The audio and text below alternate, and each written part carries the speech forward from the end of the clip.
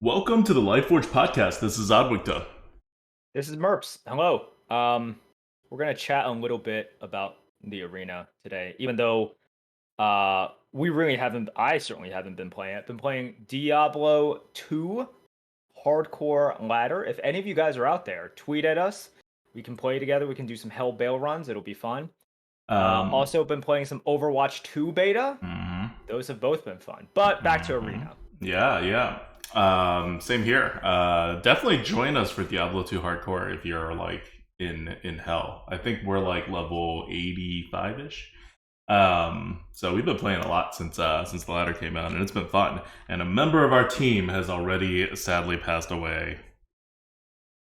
F in chat F in for chat. Spatness. He Okay. was with us the whole way. He was our Sork, and he is re-rolling a character right now. Yeah. So we had basically me, ADWCTA, our friend Kyle, who has played Diablo 2 for a long time, and then we had Svatness as well. But Svatness bit off a little bit more than he could chew, and you know what? Every single time you create a hardcore character, Mm-hmm. it's already dead. You just don't know when it'll die. And Svatness just died a little bit before he would have wanted to. So there we Mm-hmm. go. I had Let the the show game goes crash on on. me 4 times, and I did not die. They were all unfortunate situations. Yeah, um, it's rough. The servers are not great right now, and yeah. when the servers are bad, you can always just completely rip. You can just completely rip from doing that. So, oh, Well, it's yeah, yep. it's what you signed up for. Mm-hmm. Yep. But it's cool. What sucks about D2 right now is that the ladder's not actually live. They're like fixing it, so I don't know when we're actually going to see where we're really ranked. But I imagine we're probably we were in the top 2,000 when the ladder broke. That's when we're like level like 67, or I was level 67. But we're probably in the top 1,000 now.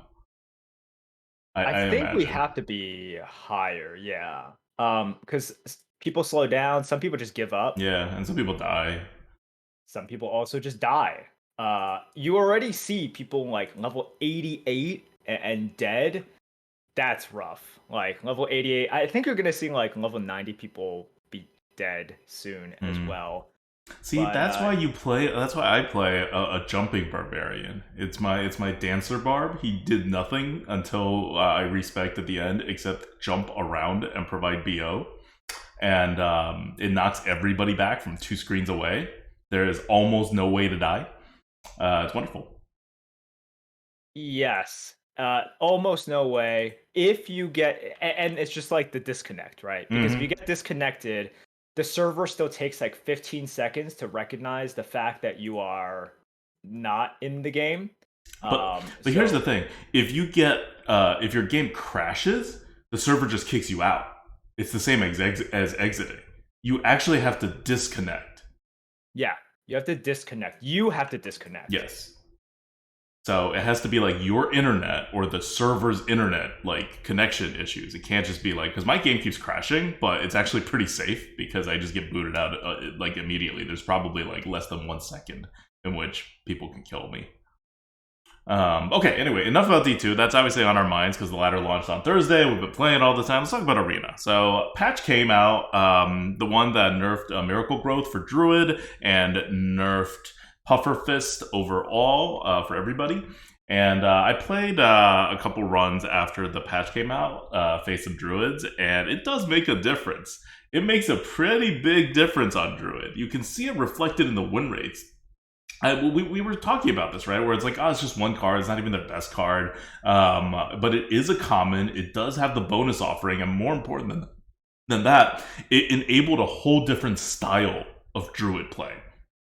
And it's a style where people can just fall back on. So now Druids are more inflexible. It takes more skill to play Druid. And the Druid's average win rate is down. It was over 55% before. Now it's 53.9%. Everybody was predicting like a 0.5% drop in win rate, but it actually dropped by more than 1%. It dropped by It, almost 1.5%. it really does make a lot of sense. You're delaying quite a few things, right, by one turn. And one turn is a very important turn. They don't get that huge taunt early on. And in those times in which they're not getting a huge taunt, you're denying that big draw with, medium, smallish taunt, which means that they have to cobble together probably a weak turn before that. And then Mm-hmm. everything in the game is momentum based, right? So you slow down or cut the momentum on that turn, and then their win percentage will definitely drop because suddenly you have pushed more damage than you would have if they had gotten up their like 7-7 or 8-8 taunt a turn earlier and drawn more powerful stuff like another Miracle Growth into even more options. So yeah, that definitely makes a difference. Now, unfortunately, these changes did nothing for the lowest classes. Mm-hmm. Warrior, in fact, is now at 36. It's like I think that's the 30. lowest we've ever seen any class. Yeah, Warrior right now, or at least when I checked earlier today, it was 36.6. I don't know Mm-hmm. if you're looking and it's any different now. But that is trash. Wow. We were talking about how it's like kind of impossible for a class to be like 30, like low 35%. Yeah. And yes, it's still kind of true. Like jumping from 40 to 36 is a huge swing already. And then to get that extra 1% or whatever, it just means the class is so terrible. Mm-hmm. Um, And when I mean, it's just so bad down there, and it's not just warrior. You said it's three classes. It's also priest. It's also hunter and warlock, which we're playing later today. It's still not doing well. It's at less than 44%. That's pretty low. So you basically have six viable classes right now. You hope to roll one of them. Otherwise, you're in a lot of trouble. And in some cases, like warrior, for example, a priest. It's an unplayable class in this meta. yeah, that's really rough. So I don't exactly know what the all-time lowest is for any single class. I can confidently say we have never had a situation in which three classes are this bad, like historically bad. Even Mm-hmm. if Warrior doesn't take the all-time record, it is. I think it's safe to say it is still historically bad, right, compared to Yeah. uh, whatever class and whatever meta. And you have three classes there pretty much right now. Yep. That's super duper rough. That's really rough.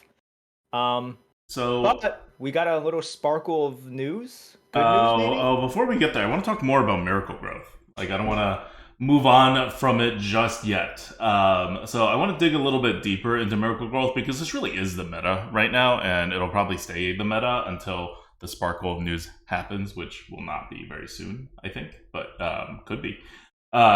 So in the current meta, which is still dominated by druids and demon hunters, that part hasn't changed. Their win rate is just now a notch below 44%, below 54%, rather than druid being above 55% and demon hunter actually still being around where it is right now, despite the puffer fist nerf.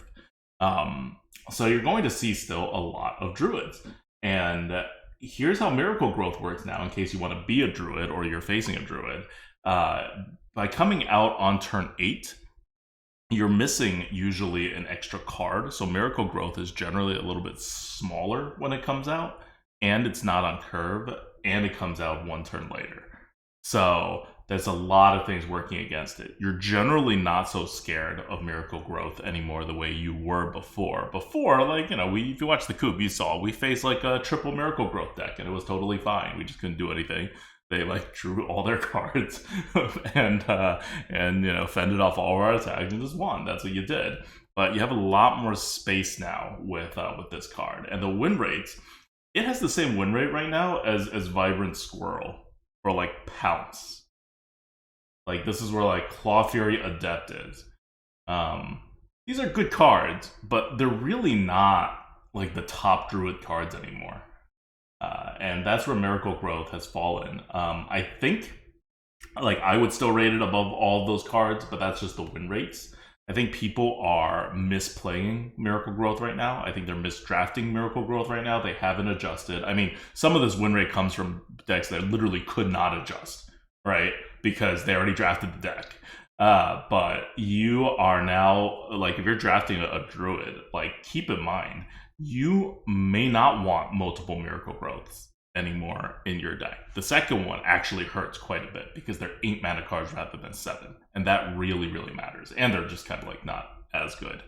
But also, the kind of decks that you're forming as Druid overall, because you don't have as much of a crutch in Miracle Growth anymore, you're now functioning more like any other deck where you need something to draw to. You can't just draw to nothing, but it's Miracle Growth and it's so much value, so it doesn't matter. Like, a Miracle Growth function like a low RNG Ysera, where like you just play it and you just have a lot more stuff, and so it was fine. That was something you played for, as long as you don't run out of cards beforehand. And it just doesn't work like that anymore. So you need an actual plan when you're drafting your Druid. It's still a very powerful class, and Miracle Growth is still good, right? You're always happy to have a Pounce or a Claw Fury Adept in your deck, but you really gotta watch out for it. It used to be way higher. Its win rate dropped like more than 1%.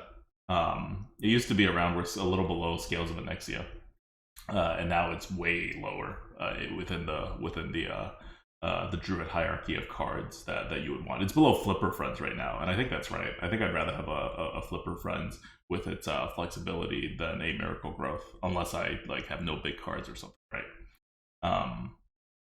So yeah, that's Miracle Growth. All right, moving on to the news that Merps is talking about. What happened? Big news happened in the arena. Actually, we don't get this a lot. Big news happened, although it wasn't on any official channels. This is just something you got to expect now. As you guys know, Ixar has these AMAs on Twitter, and you really should follow Ixar. And if you have questions, feel free to ask them respectfully. But you should also read them, or you can just keep up on Arena HS because people will tell you. But you're not going to get official like blog posts or anything from Blizzard. But during one of Ixar's recent tweets, he originally said, "Hey, I've been playing 30 runs of Arena in the last week, and I'm tired of Druids," in which everybody, I think, can be like, amen. You know, I totally get it. And then Matt London, who is on the team, said, and I'll just read it out. "We have the makings of a plan in place and will be doing manual micro adjustments in an upcoming scheduled hotfix. Did not specify when. We're still developing a long-term plan to address balance and communication, but that work is active and ongoing." Manual hotfixes, manual micro adjustments. Manual micro adjustments. And let's face it, this was basically what was going on when Tien was there as well. We know that forever, however much it was automated, it was obviously not fully automated. So, and that's part of the reason why it was not just a button or a program that somebody could just click to start the programmer or do whatever. So that's encouraging. I think that, like, whenever we talk about, it's like, oh, what could be better with Arena? Some people talk about big, long-lasting changes. And then some people talk about, it's like, oh, what are the best bandages? What are the best sort of like, you know, immediate care things that we can do? And I call it hospice. Yeah, sure, hospice. That's pretty depressing because hospice, like, you know, it makes it sound like something is like really dying, which, you know, this kind of is. Like, there's two ways to go about it, right? Like, you're doing this until you replace it with something that's big, because a big change has to come, right? Like, no one likes Arena the way it is right now and thinks that it has a future, like the way that it is right now.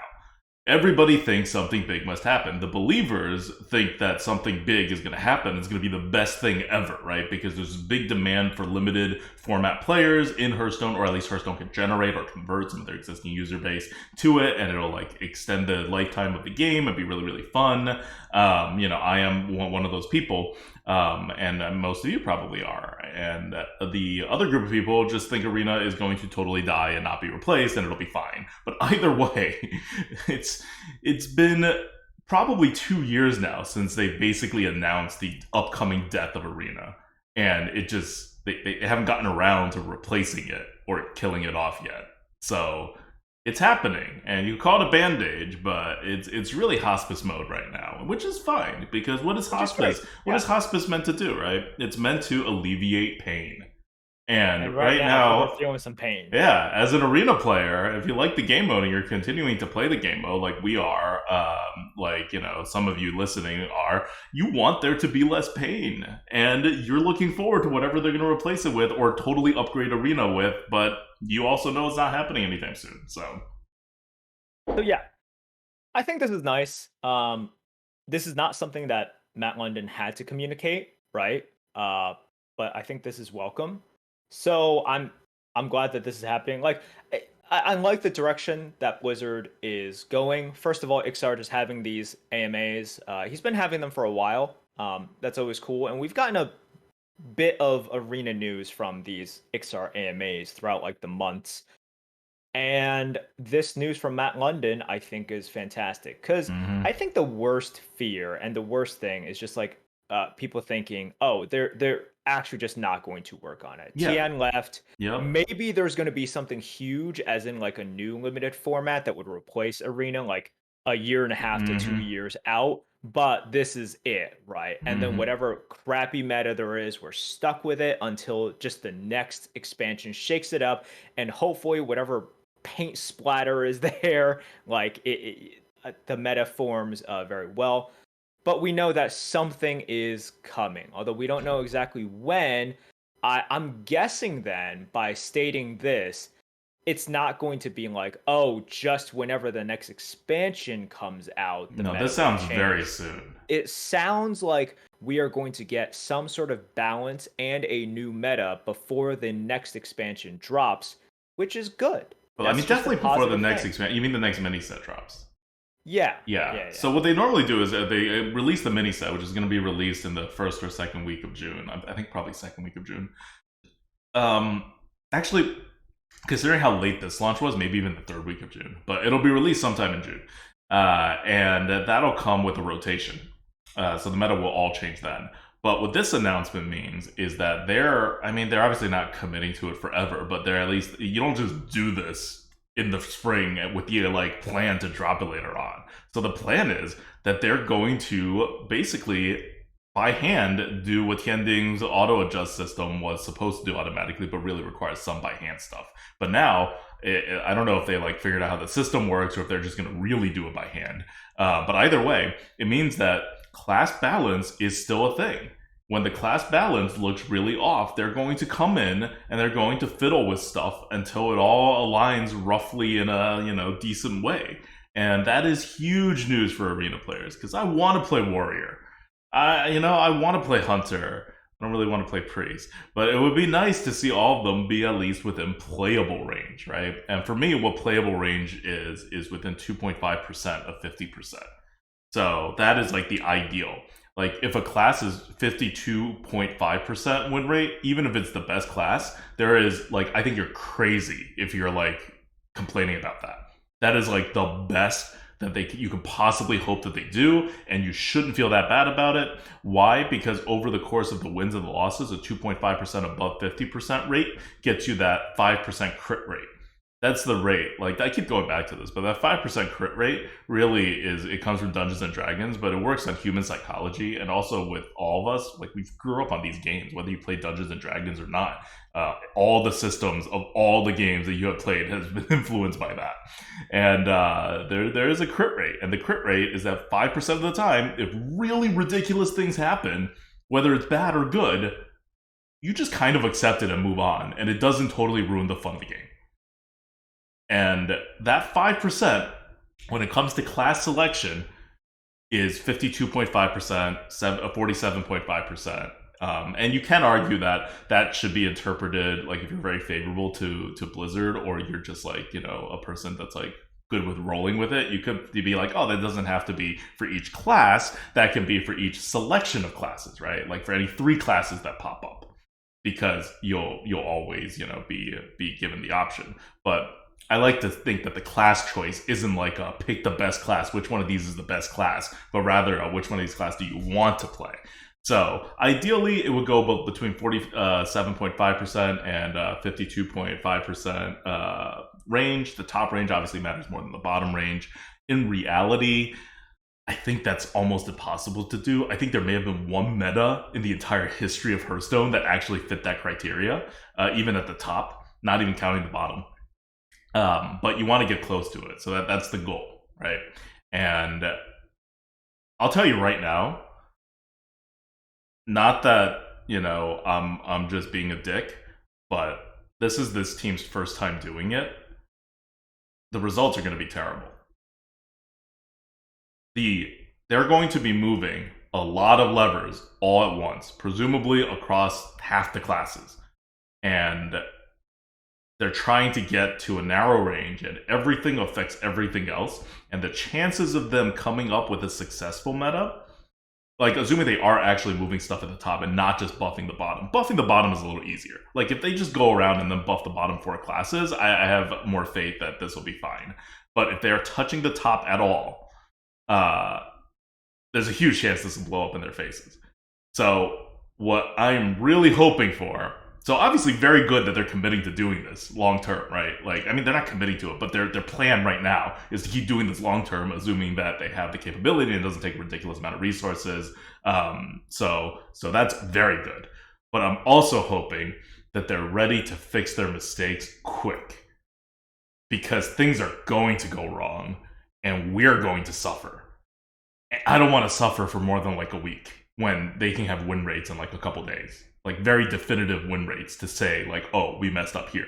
Like they need to adjust it immediately if things go wrong once they make the adjustment, the initial adjustment. So yeah, and it really is going to be about the speed of the adjustment, because I think that look, some people will find anything to criticize, no matter what happens, unless it's in their eyes the perfect meta. But I think the vast majority of the arena community is appreciative of more communication, effort, and a timely response to whatever it is.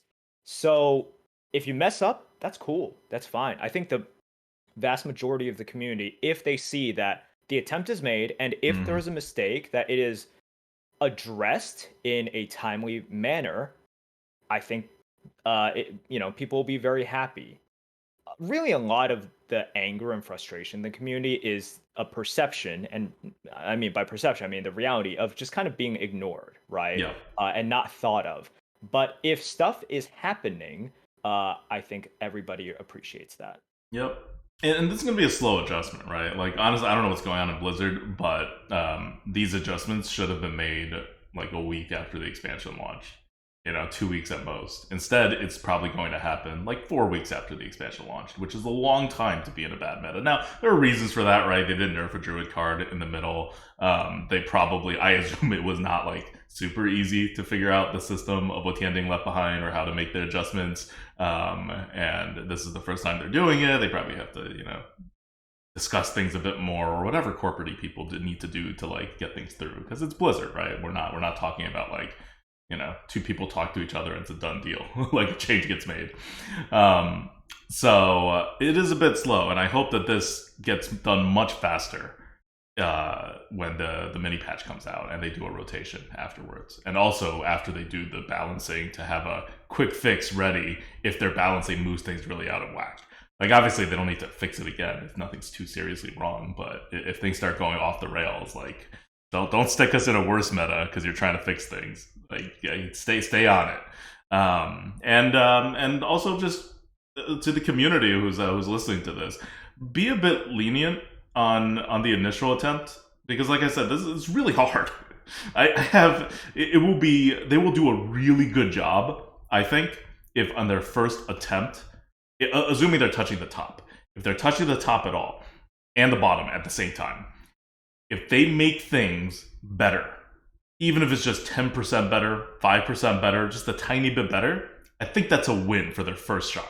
Because the percent chance of this going wrong is actually really, really high when you move that many levers. Yeah. By the way, when we say 10%, we're not saying a change of 10% in the win rate. No. I'm saying 10% closer to the 50% golden thing. What? Yeah. Yeah. So closer to the ideal. Yeah. Yes. So right now we're at what 54%. So we need to move 4% there. So 0.4%. So if they reduce the top line win rate by 0.4%, which you might And think, then what? Well, that doesn't make that much of a difference. Oh, it does. 53.9% and 53.4% do not even feel the same. Like you'll feel it actually in the game to just go down 10%. And like I said before, they bringing will the be. bottom 3 Oh classes to yeah, above 40%, right? yeah, That'll be 10%. Bringing them to above, like at or above 40%, a significant difference from 36%. yeah, yeah. So yes, that's what we're Like hoping for. that's that. Like that would be my line of them having a successful first shot at it, right? Obviously, I told Yeah, you my yeah. goal. My goal is that every class at the bottom is above 45%.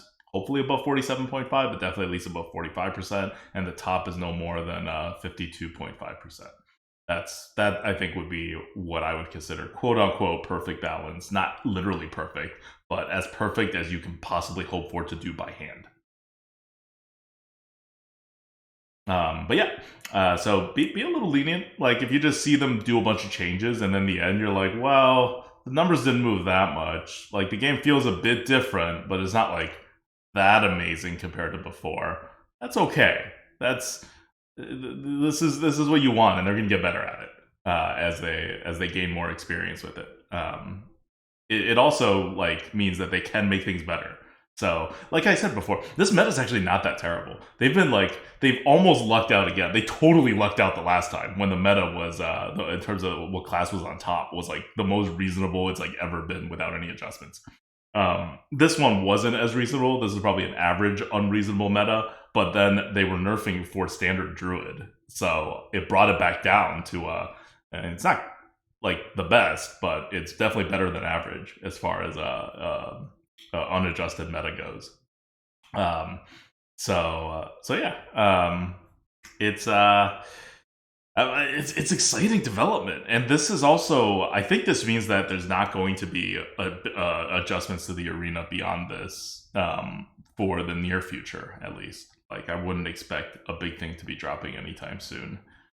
Which is what we should all expect anyway, because they just got the modes team together, probably in February or March, and it takes time for them to figure out what to do, then to like workshop it, then to test it a little bit, then to actually put it into the game, which has spaghetti code and all that.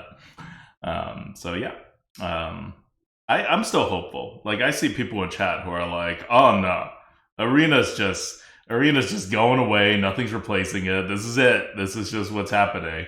And I'm like, no. Like Blizzard's trying to expand in all directions. That's their whole thing with Hearthstone. Is that Hearthstone will be everything to everyone. And in order to be everything to everyone, there is a lot of everyone's in a trading card game who like limited play. Ixar was kicking around the idea of box. There's obviously been the idea of just like an improved version of Arena coming out with all sorts of different like smaller but still serious tweaks to the fundamental like drafting formula or the fundamental matchmaking formula or the fundamental just like anything, right? Like reward system.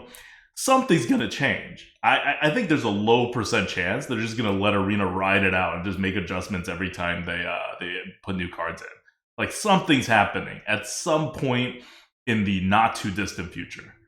Like I'll give it a year max before something big that is bigger than anything they've ever done to Arena before happens. Because they have a team, and it's I don't know, like a quarter, a fifth of the team's job, a sixth of the team's job doing it. And you heard the tweet from Ixar. Ixar's been playing like 30 runs of Arena since this expansion launched. And we've heard this from Ixar before in the winter, early winter or like late fall. I forgot what, but he was playing a lot of Arena then too. Like this is clearly an issue on people's minds, right? Like the continued like I'm gonna call it a failure, like because from Hearthstone's perspective, it is a failure. The continued failure of this Arena game mode and the consistent population of people still playing it, like Arena's not dying, but in terms of a player base, it's quite steady for years without really any like positive attention for Blizzard since Blizzard decided like to just stop it with the bucket system because they were doing more harm than good. That was their analysis. Um, so this has to be like a big, I mean, not a big thing, but like one of those like things where you're like, we gotta fix this. This doesn't make us look good, right? So they're going to do something with it. Is my take. I don't know what, I don't know when exactly, but it's going to be within a year. A year is a long time. Yeah, I think that sounds good. Yeah.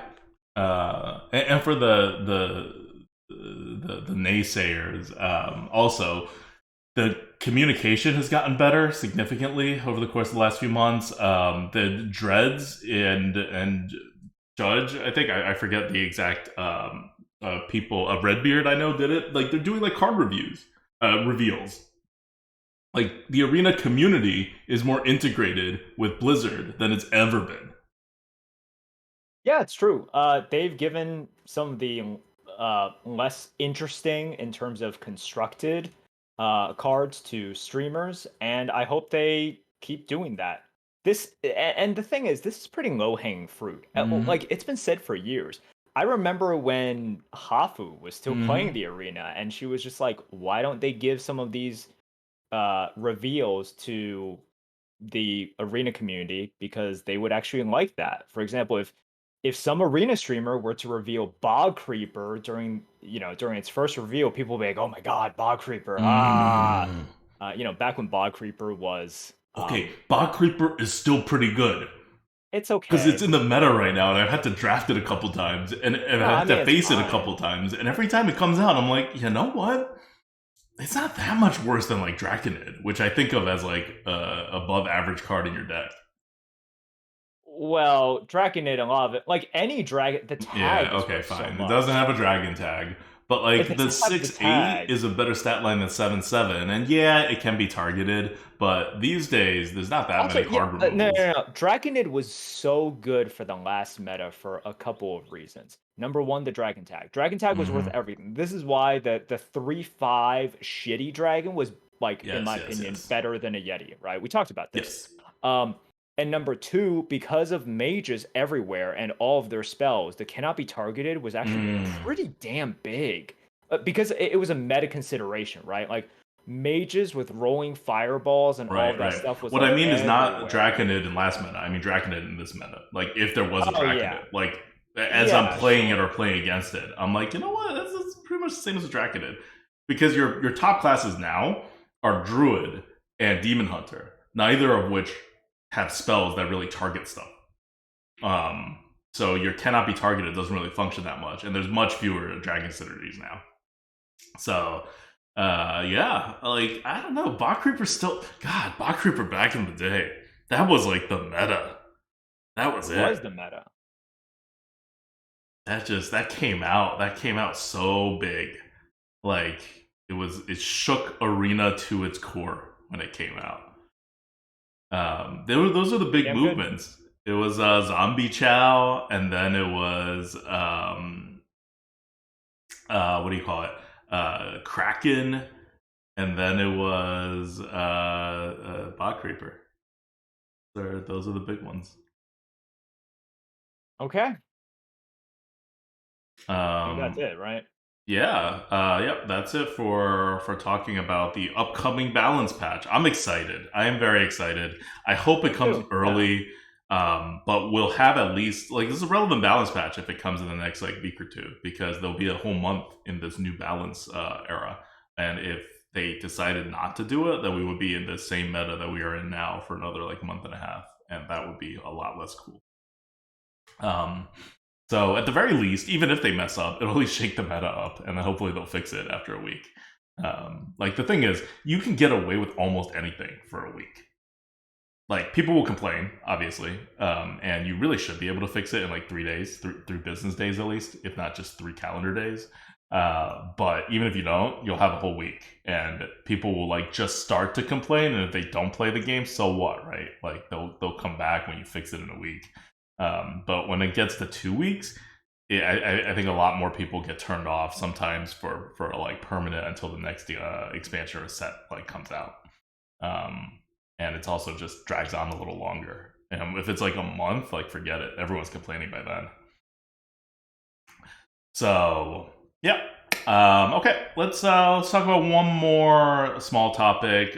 This is a card. I just want to cover it because we didn't really give it a lot of attention because we were talking about what I think are bigger fish to fry. But it's very important in this meta. It's one of the most important things in this meta, and we should talk about it. And that is Reef Walker.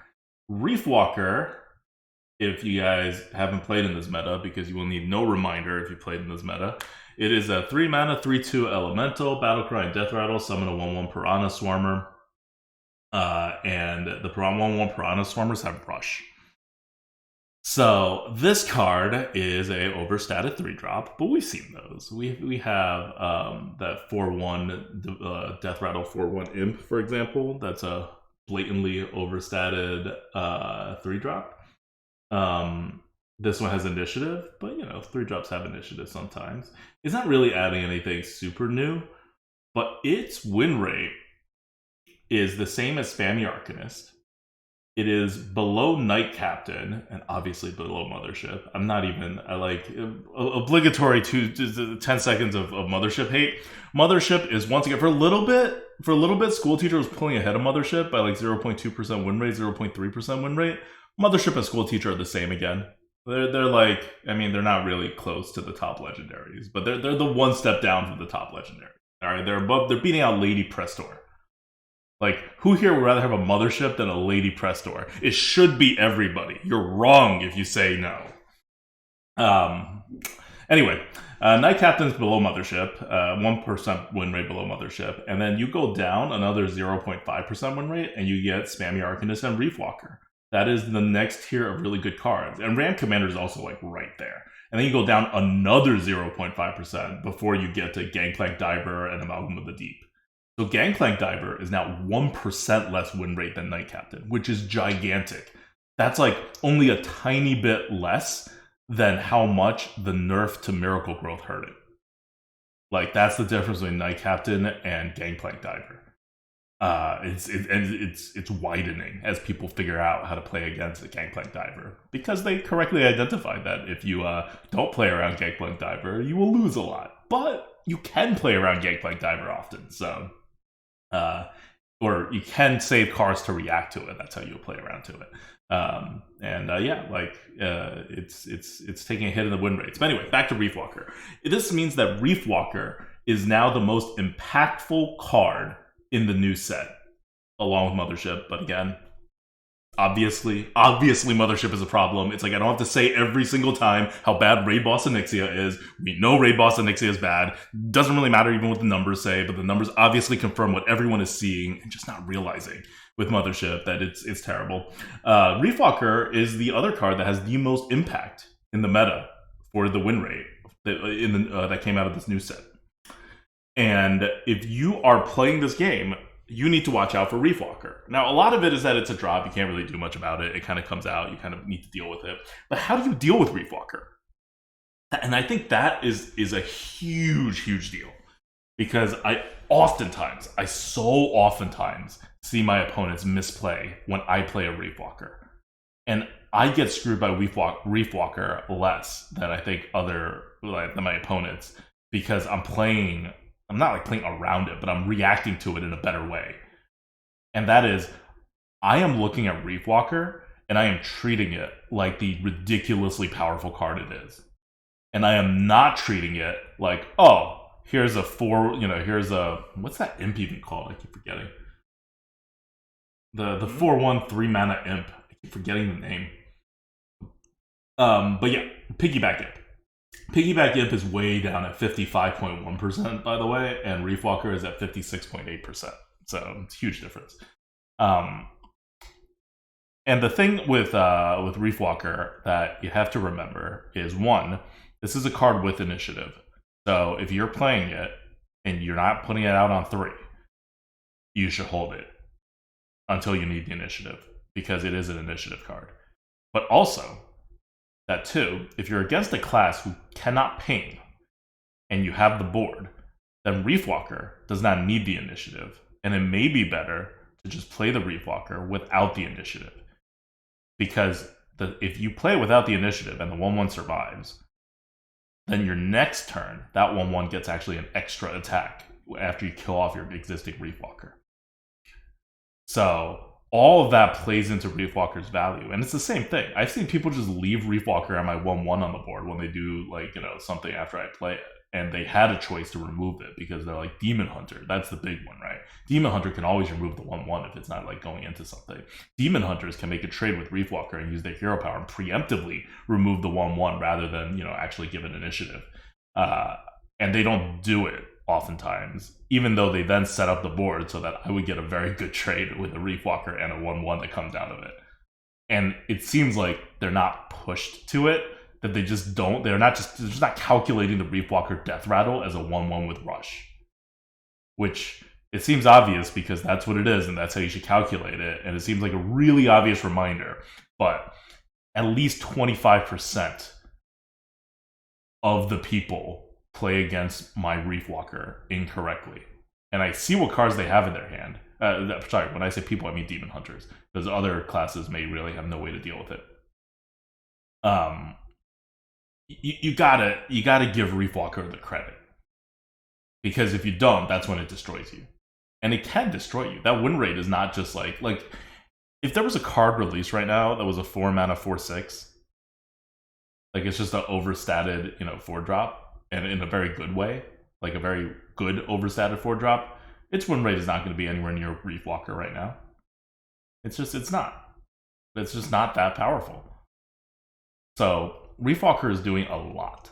That flexibility and also the reaction. So don't let it do more than what it was actually designed to do. We rated it a B initially, partly because of a hasty rating, because I didn't know it had Rush, so I rated it a C before, and then we scrambled to move it up to a B. It should be a B+. It's not an A tier card.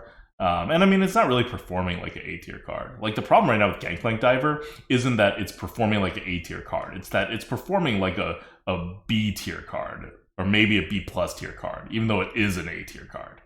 And Night Captain, on the other hand, is a B+ card, but in this meta, it's performing like an A tier card. Actually, I think I moved it up to an A in my internal rankings, but it's still a very low A. It's just performing really well in this meta. Night Captain just feels very consistent. You're going to be able to get it off a lot. And then Gangplank Diver, the thing is, I think a lot of people expect it to, every single time I put it down, for it to dominate. And Night Captain kind of feels like that, right? Like, you kind of forget about the times you don't play it, and then whenever you can play it, which is a lot, you're like, oh man, I've gotten super value. And then there are some times in which you play Gangplank, and they play any of the divers in response to your diver. You're just like, wow, this was shit. But sometimes it does just single-handedly win you the game. So it's definitely a little bit more polarizing. But polarizing cards sometimes don't feel that sort of A tier effect, because you expect it to be a lot, but the consistency just isn't as it's just not there for your liking. Yep, it's very swingy. Night Captain, you're in control. With Gangplank Diver, you are most likely not in control, right? Your opponent is the one in control, which is weird for a card with Rush, but it has to be that way. And all the counters, right, added to it. But yeah, that's my general analysis on Reef Walker, and a little bit of a tip on how to deal with it. It's not the easiest card to deal with, but outside of Night Captain and Diver, Reef Walker is the one that's warping the meta. That is public enemy number 3, and Ram Commander is public enemy number 4. But I think we were always all okay with Ram Commander, and nobody wanted to ban because it was always kind of fine. It's a very good meta to ping stuff right now. One of the reasons why Demon Hunter is so good. And one of the reasons why Reef Walker is so good, because it effectively has one immediate ping and one delayed ping. Think about Reef Walker harder. I think a lot of people just aren't really thinking of Reef Walker once it hits the board and it has that death rattle. but really look at its death rattle and how it affects the board. Like, you don't need to make predictions on what your opponent's going to do the next turn and what cards that they have, but you do have to treat that Reef Walker's death rattle as being a part of the board with initiative the very next turn, assuming that they could kill off the Reef Walker somehow. And I don't think enough people are doing that. I think people just look at it and go, oh, that's a death rattle, I don't have to worry about it. Well, it's a death rattle with Rush, so it literally has initiative. And this thing has 2 health, so it'll kill itself on almost anything you put on the board. So that 1/1 has initiative the next turn. And people just haven't adjusted to it yet. They will, but it's been... Like, I thought the adjustment would have been done in the first week, but it hasn't. I repeatedly see people make this mistake. And just wanted to, think about it. I don't know if our listeners, if you're potentially under responding to the Reef Walker or not, but I know that I see it a lot among my opponents. All right, cool. Yeah, so that's card good bad. Reef Walker, super good. That's it. I don't have any more topics to cover for today. That's it. Look, we always drag on longer than we need to. We don't have to. This is it. We talked about everything we needed to talk about. Okay. Well, maybe we could drag it on a bit for our Patreons at patreon.com/grinninggoat. It was your birthday last week, but you got part of your present this last couple of days with Diablo 2, and we talked about it a bit in the beginning of the podcast. That's how much you wanted to talk about Diablo 2. So let's talk a bit about Diablo 2.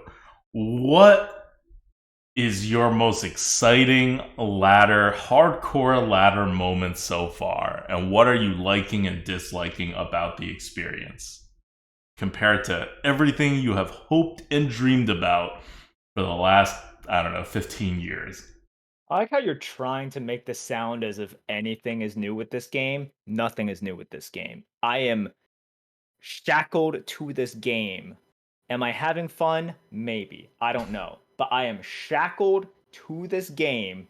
And that's kind of where we're at right now, okay? So don't make it sound like this is some super lighthearted thing that's like super duper fun. No, I am shackled to this game, and that's that. And I will play it, but that is the reality. All right. Well, I'm having a lot of fun with this game. You may have noticed I've done a lot more runs and a lot more solo play than I did when the game actually came out, and like when the Resurrected game came out. And that's because hardcore ladder, I don't want to say like it means something, but it's more thrilling. Because if you die, you die. So you have to make sure you don't die. So at least you have to not die. But also, there's not as much people playing hardcore ladder. And the stuff that you find could potentially be valuable. And there's a consistent system, right? Of like stuff just disappearing because people wear them and then they die and then it goes out of the economy. And it's also just the first couple of days of ladder, so everything's like kind of new. And there is a ladder, even though there's a bug and they're not showing the ladder. I am excited to see where I am on the ladder, and depending on where I am, maybe I'll set goals and try to get some EXP and climb to a certain spot. I don't think I'll be like ever top 10 or anything, but it's something to keep me going in the game. So I've been having a lot of fun in this game, and if you enjoyed Diablo 2 before or Diablo 2 Resurrected, now's a pretty good time to get back in it. The pace of the ladder is not breakneck if you don't care about being like literally the number one person, because there's just not that many people playing it, and the vast majority of people playing it are people who are like our age, and so they have like jobs definitely, and also likely like kids, and it's just interrupting their playtime. So it's a pretty chill ladder experience overall, which is nice. Well, it's chill for people unless you're at the very top. There's like Mr. Llama SC, who is, I think last I checked, was level 95 already. Yeah. I mean, not the very top. Obviously, you got to take out the top couple of people who do it professionally, right? Like those are not your competition. You're not doing that. You don't got the resources. You don't got the people supporting you the way he does with like physical gifts of the best items. You don't got that. That's not the game you're playing. All right, you're playing with the rest of the people. This is true. And it's pretty fun. It's pretty fun. So you guys should check it out if you want a hit of nostalgia. Mm-hmm. All right. Well, that's it for Question from the GOAT. We'll see you on next week's Lightforge podcast. Until then, this is ADWCTA. This is Merps. Goodbye.